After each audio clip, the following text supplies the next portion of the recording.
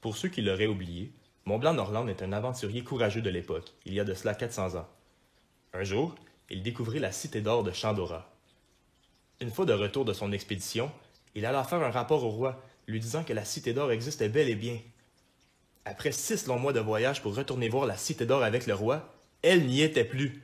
Un énorme knock-up stream avait propulsé la cité d'or dans les airs, un phénomène naturel non connu par l'homme à l'époque. Norland se fait donc exécuter et passe pour un menteur jusqu'à encore dernièrement, avant que Luffy ne retentisse la cloche de la cité d'or oubliée 400 ans plus tard. Donc, tout comme Mont-Blanc Norland, j'avais peut-être passé pour un menteur, mais vous verrez, même si cela prend 400 ans, mes théories deviennent toujours vraies. Et c'est parti! Salut tout le monde, j'espère que vous allez super bien. Aujourd'hui, on se retrouve pour une vidéo sur les combats qui éclateront très bientôt sur Onigashima. Ce sont de pures spéculations. Je vous fournis certes quelques informations sur les match-ups que j'ai agencés ensemble toutefois, mais mes pronostics peuvent différer des vôtres. Si c'est le cas, réagissez en commentaire. La guerre d'Onigashima commence. Je suis certain que chacun de notre côté, nous tentons de deviner qui se battra contre qui. Il y a très certainement des surprises qu'Oda nous prépare auxquelles nous n'osons même pas s'imaginer. J'ai tenté de faire de mon meilleur pour vous présenter mes pronostics vis-à-vis cette guerre. J'ai prédit quelques 1 contre 1, quelques 2 contre 1 et quelques combats incluant 4 personnages ou plus. Je suis certain qu'Oda attribuera plus qu'un combat à des personnages importants comme Luffy, La, Kid, etc., etc. Alors, ne vous surprenez pas si vous retrouvez un des personnages dans 2 affrontements. Allons-y d'abord avec les 1 contre 1. Tout d'abord, un combat que nous attendons tous depuis quelques chapitres, Yamato contre Ulti. Un combat entre 2 des femmes les plus puissantes de One Piece. Ulti, qui tenait tête, et c'est le cas de le dire, en 1 contre 1 contre Luffy, avant que la fille de Kaido ne l'intercepte. Ou devrais-je dire, le fils de Kaido. Cela serait une belle occasion de connaître l'étendue de la puissance de Yamato, et de plus, je ne crois pas qu'Ulti la laisse passer après ce qu'elle lui a fait. Ensuite, je crois que Jinbei affrontera Sasaki. Nous verrons lequel des hommes poissons est le plus fort. Je crois en plus que Jinbei et Sasaki ont un passé commun ensemble et que Jinbei prendra le dessus et convertira Sasaki en allié dans cette guerre, de par sa sagesse, son influence et leur passé. Franky contre Daifuku. Les 2 bonnes carrures de leur équipage respectif. Daifuku est le 6e enfant le plus fort de l'équipage de Big Mom, après les 3 commandants, Peros et Oven, à mon avis. Si Franky arrive à le battre, ce qui je crois arrivera, ce serait une remarquable progression pour notre cyborg. Et pourquoi ne pas agencer les 2 musiciens ensemble, l'un contre l'autre? Je sais que pour plusieurs, c'est Kid qui butera Scratchman Apu dû à sa trahison. Cependant, peut-être que Kid voulait simplement lui foutre une raclée, comme il l'a fait il y a quelques chapitres, et se prendre ensuite un ennemi plus sérieux. En plus, Kid est déjà supérieur à Apu en termes de force. Ça ne serait pas étonnant de voir Kid gagner ce combat, un combat teasé d'ailleurs depuis Shabondi. Par contre, voir les musiciens de ces 2 équipages s'affronter serait très intéressant. J'ai prédit encore une fois la victoire du Mugiwara, car à ce stade-ci de l'aventure, chacun des Mugiwara, ou presque, devrait avoir la puissance d'un Supernova ou d'un Shinshibukai. N'oubliez pas que Brook n'a pas d'oreille. Il ne peut donc pas entendre les ondes sonores de Scratchman Apu. Youhou! En poursuivant, je crois que Robin se battra contre Black Maria. Un autre combat de femmes surpuissantes dans cet univers. 2 femmes qui utilisent un fruit du démon.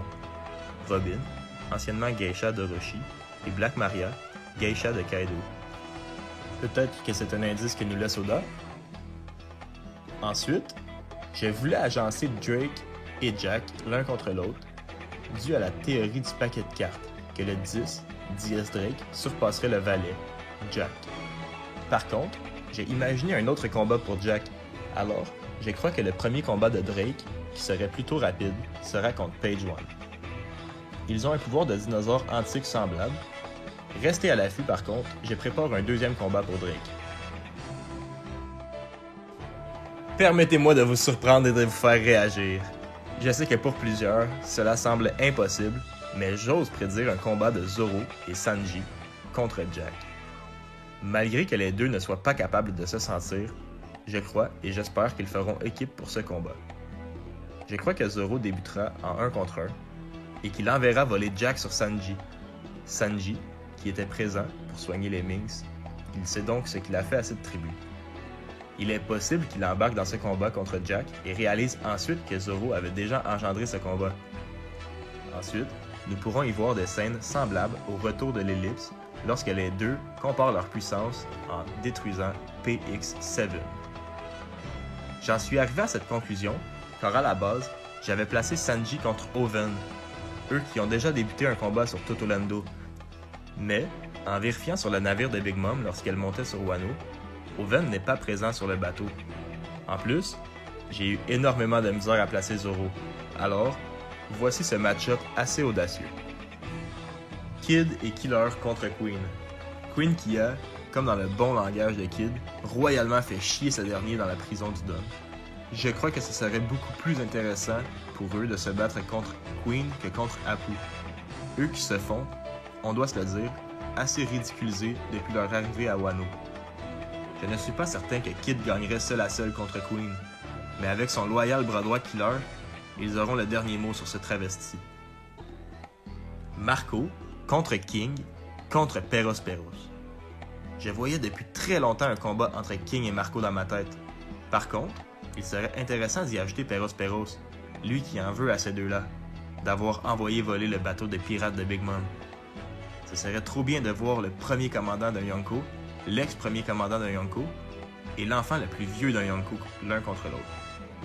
Je crois donc que Peros Peros interceptera le combat en tentant d'avoir les deux. Ainsi, Marco et King renverseraient rapidement Peros Peros, ou moins lentement, peut-être que je le sous-estime un peu, avant de reprendre leur 1 contre 1. Usopp et Chopper contre les Numbers. Comme beaucoup le pensent, je crois aussi que les deux peurus de l'équipage affronteront les 10 monstres de Kaido. Nous savons que depuis le début de l'aventure, tous les mensonges d'Usopp deviennent vrais. Au chapitre 222, il dit à Chopper, après avoir vu l'ombre de plein de silhouettes géantes, que s'il aurait voulu, ils auraient pu les abattre. Il poursuit en disant qu'il a déjà battu une dizaine de monstres comme ceux-là. Chopper, lui, est actuellement avec Usopp. Aussi, Chopper peut se transformer en géant. Il est donc possible qu'il tank contre les 10 Numbers, pendant qu'Usopp, lui, le supporte par derrière. C'est énorme 10 ennemis de cette envergure pour ces deux personnages. À moins qu'Oda leur réserve un énorme power-up, je crois que Franky et Brook viendraient les aider après leur premier affrontement. Ensuite, je crois que le trio de Nami, Carrot et Shinobu affronteront Smoothie. Je crois impossible pour chacune d'entre elles de battre Smoothie en 1 contre 1, mais depuis le début de Wano, les trois font une équipe ensemble. Peut-être réussiront-elles à créer une stratégie pour la vaincre? N'oubliez pas que Carrot est exposé à la pleine lune. Law et Hawkins versus Uzu et son groupe. J'ai eu encore une fois beaucoup de difficultés à placer ces deux-là. Je crois que Uzu est le plus fort de Tobi Oropo, même qu'il serait aussi puissant que Jack et peut-être aussi puissant que Queen, mais qu'il n'a jamais obtenu l'occasion d'avoir ce duel pour prendre leur rang. Il serait bien de voir ensemble les deux masterminds de la pire génération contre un ennemi de cette envergure. Restez à l'affût, il y aura un deuxième combat pour Law et Hawkins qui remporteront ce premier combat. Contre Big Mom, j'imagine Luffy débuter en 1 contre 1. Nous verrons une nette amélioration du chapeau de paille, lui qui tiendra maintenant beaucoup plus longtemps contre l'empereur. Je crois toutefois que Big Mom finirait par prendre le dessus, et lorsque Luffy serait dans une situation critique, attention, je crois, et oui, que c'est Garp qui interrompra en donnant une sale raclée à Big Mom avec son poing de l'amour.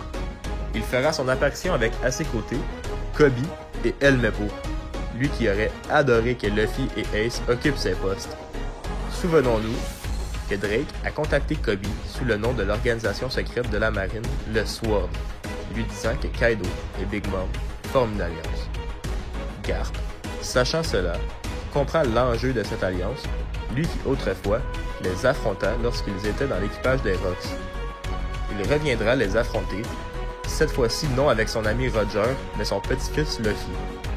Il le fut autrefois avec l'ancien roi des pirates, et le refera cette fois-ci avec le futur seigneur des pirates. Toutefois, ce combat sera interrompu. Suite à la chute des 9 fourreaux rouges, soit morts, soit inconscients, j'estime qu'une nouvelle équipe se dressera contre la Surban. Cette équipe serait Luffy, Yamato, Zoro, Jinbei, Law, Kid, Hawkins, Drake, Marco, ainsi que Garp et la Marine. Donc, ce sera les deux empereurs contre tous ceux qui seront encore assez en forme pour se battre. Imaginez cette guerre avec la majorité des grandes pointures de ce monde. L'ancienne génération contre la nouvelle. Ils ont tous quelque chose contre l'un des empereurs. J'imaginerais peut-être Sanji et Sasaki, s'ils sont encore en état de se battre, intégrer la nouvelle génération dans ce combat. J'ose aussi préciser qu'à la pleine lune, un retour d'Ener est possible.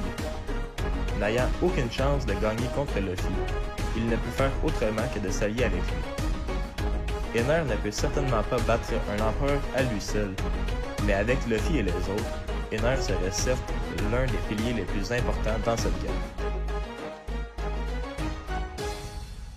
Merci l'équipage d'être resté jusqu'à la fin de la vidéo encore une fois avec nous. C'est vraiment pas facile de se mettre dans la tête d'Oda et d'essayer de prédire tous les combats qu'il a écrits. Par contre, je crois réellement que certains des combats que j'ai mentionnés vont arriver. Et si jamais vous imaginez d'autres combats, vous, écrivez-le en commentaire. J'aimerais ça vous lire, j'aimerais ça vous répondre, j'aimerais ça interagir avec vous. Sinon, pour qu'on parle de One Piece, venez m'ajouter sur l'application Picomit. Les amis, c'est une perle rare, la communauté est géniale. Venez ajouter Mont Blanc Orlando. Je parle de One Piece à tous les jours, je fais des sondages quasiment à tous les jours. Je publie mes vidéos là-dessus. Je vous demande toujours quel sujet de théorie vous aimeriez que je vous parle parce que je fais ça pour vous. Et c'est ça, venez nous rejoindre. Il y a plein d'autres serveurs d'animés comme Nanatsu no Taizai, Naruto, My Heroes Academia et j'en passe et j'en passe. Venez sur Picomit nous rejoindre. Pour la prochaine vidéo, ce sera sur les secrets de Marie-Joise. Alors, ça promet. Restez à l'affût et Kampai!